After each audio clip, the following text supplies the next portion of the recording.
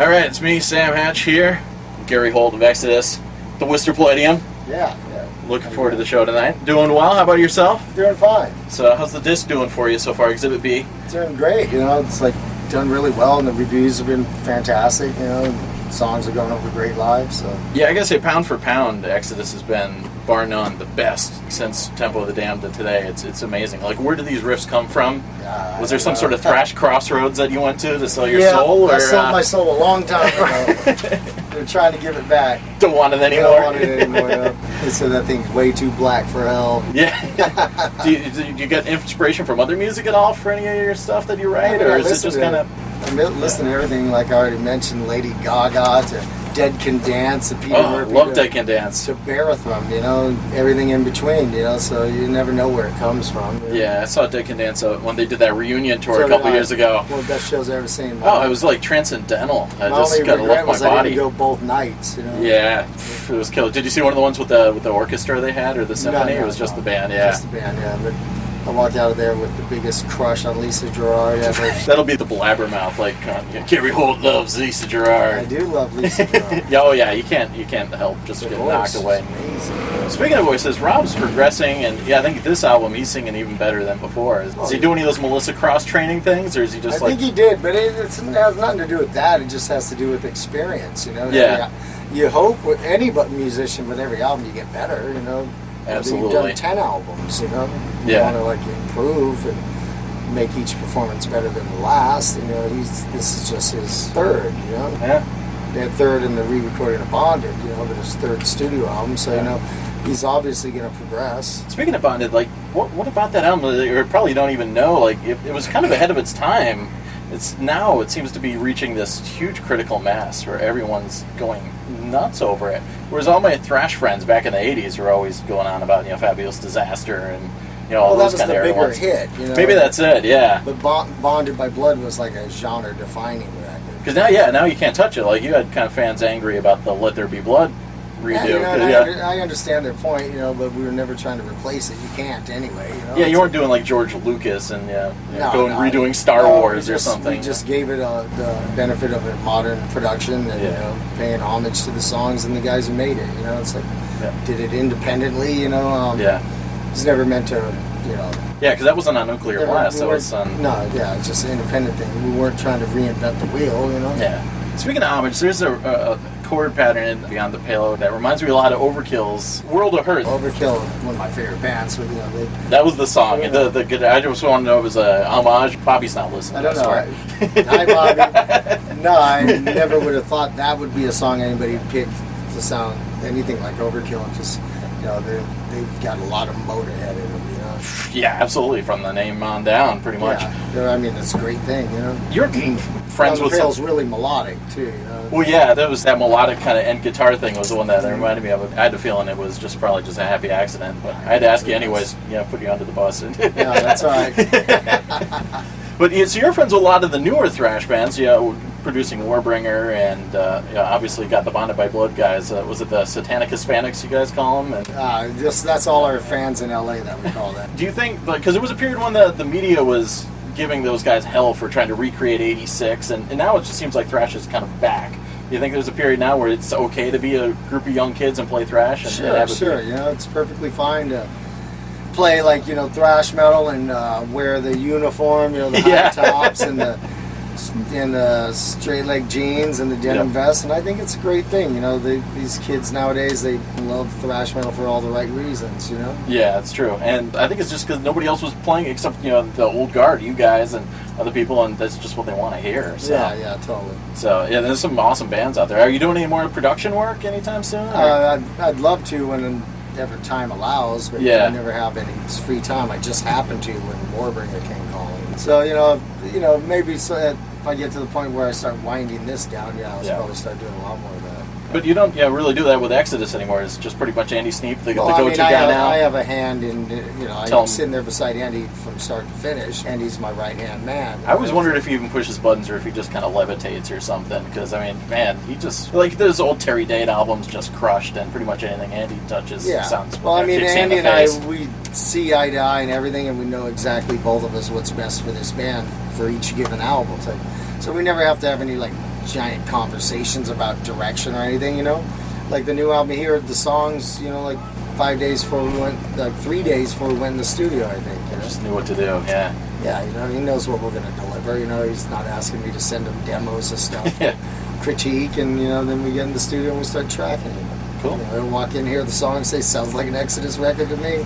Works, yeah. Yeah, totally. So how's the internet age and everything? How's it working? Are you getting a lot of download sales? Or I know Rob likes to tear the kids apart, you know, on stage and ask just you. busting He's just balls. busting ball, yeah, but Well, I mean, downloading is going to kill this music industry, you know. Yeah. Another 15 years, no one will make an album anymore. The big chains are dead, you know. It's like, and it's a crime, you know. I remember when I was a kid, you know, wanting to get that record, you know, vinyl. yeah. Take it home and pull that thing He open. just brought out, he had Pleasure the Flash. flesh you of know, vinyl in the back of my you truck. wanted to rip that thing open and put it on and Yeah. pour over the lyrics while you listen to Absolutely. it, you know. And now it's like all in your pocket on an iPod, you know. It's kind of a crime, I think. I had to get the Exhibit B, the one with bonus track and everything on there, because, Yeah. I just love that stuff. For sure. And Brendan Small, he did a little guitar solo on that extra track. Did a sick guitar solo. Yeah, It's so you insane. guys are still tight with him, huh? Oh yeah, he's one of the very close friend of the band. You gonna do any more appearances on Metalocalypse When in we the get some future? time, yeah, we talk about it every Yeah. time we see each other, you know. But it's all a matter of being home, you know, Yeah. being able to do it. Rob in particular was a really good voice actor. I think you should go do like cartoons or something on the side, because Yeah, you all guys did a good job. Well, huh? I keep telling him the one voice he did, it was basically that one character from what was those little prank phone calls? Oh, like the Jerky Boys guys, or Yeah, kind of. Remember Yeah. the guy would be the one neurotic guy. oh yeah, Sol Oh, Rosenberg. Sol Yeah. Sol I got my Rosenberg. shoes and glasses. Yeah. I got these knobby warts all over my ass, you know. And that's basically the voice Rob did, was Sol Rosenberg. Oh, you stole it. That's okay. Yeah, he did it well. Did great. And John, he's like your kind of go-to video guy now. Yeah, so. you know, we're just tight family with all those guys, you know. And That's awesome. You know, we enjoy working together, you know. Speaking of videos, you guys have had a lot of really good DVD releases over the past couple of years. You have any more coming? Are you going to do that Exhibit B CD release party on video? Or No. Yeah, just for fun? Yeah, we're done for DVDs for a while, I think. I just watched Shovel-Headed Tour Machine documentary again. That's a lot of stuff on there. So. Yeah. It's a handful. On the bonus bits on there, you were saying you had used to play a Hondo Yeah. during Bonded by Blood, and that the first on the guitar back I of the played. album, It's yeah. that white one, right? Yeah. That's awesome, because the first guitar I ever learned how to play on was a Hondo Fame Strat copy. Yeah. It was impossible to keep in tune.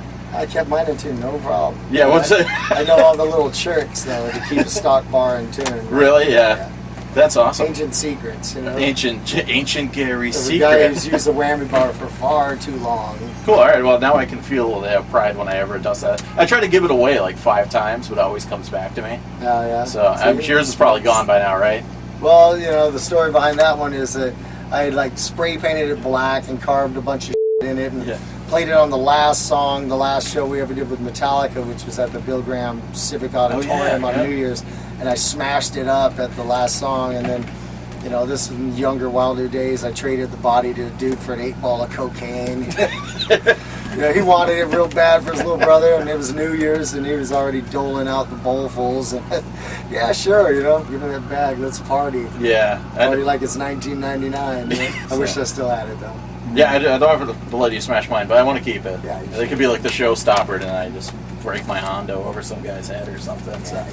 Yeah, thrash in general, I was thinking about it the other day, kind of like rap music was the CNN of music. Thrash was really like that too, and I don't know, maybe it was when I heard one of the tracks off Testament's last one, When Evil Flies Their Way, and I was thinking, there's so much messed up stuff going on now, it'd be like a perfect thing for thrash bands to cover, and you guys really kind of dove into a lot of stuff on the new disc too, from Rape in Nanking, and you wrote some of the lyrics. You know, Rob did Most the of ballad of Leonard and Charles. But I'd ask, is the "Sun Is My Destroyer" is that based on Ridley Scott's movie Legend in any way, shape, or form? That's where I stole the Because I knew there was a line from there. I was like, where is that from? I did steal the title from that, but no, it's about my persistent nightmares. Okay, I like nightmares, though. I'm like, unlike other you ride them. I love waking up after I get sleep terror, you know? Makes me Let's write feel a song alive. about that. I Yeah. feel alive. I always have a good day when I have a really horrifying bad day. And how, like, solos wise now? Do you do anything to prepare? Like you're just playing on I'm the so road all the busy time? with writing and everything, Yeah. you know, it's like I go into the studio usually with a blank canvas. Really? And I have to like start from scratch, you know. It's a little rough, but you know, it's like I'm always sitting behind the desk with Andy, and so I don't have the time while someone else is tracking to like go and sit and work things out.